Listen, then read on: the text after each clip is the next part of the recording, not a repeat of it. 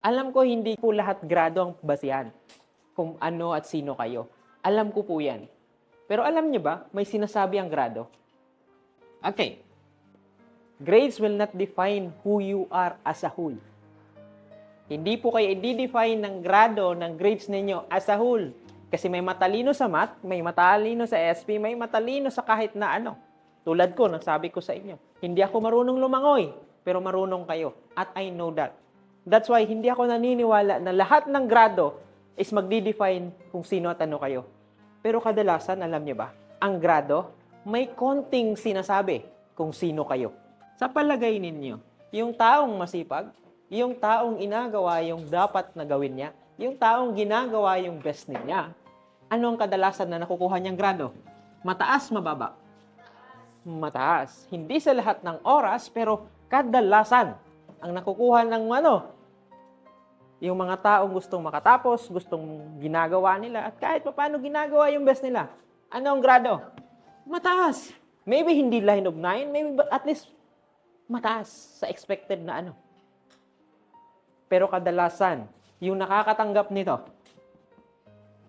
ito, o yung masabi nating bumagsak or masyadong mababa or pinasang awa.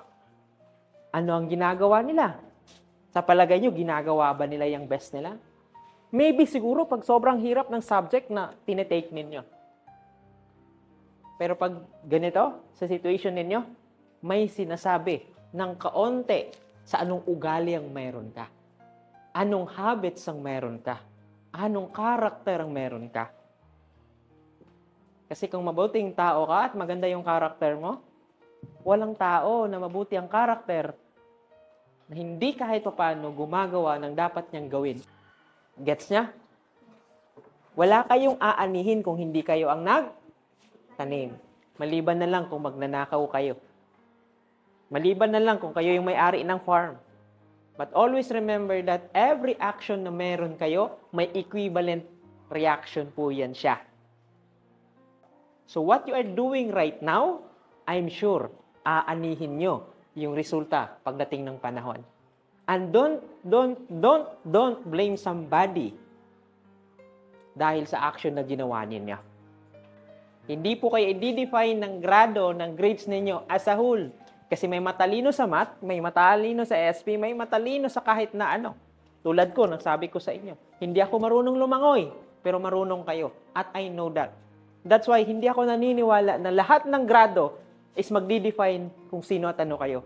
Pero kadalasan, alam niyo ba, kung ano yung ginagawa nyo ngayon, ang bunga niyan, sisingilin kayo, ang resulta niyan, kahit papano, makukuha ninyo pagdating ng panahon.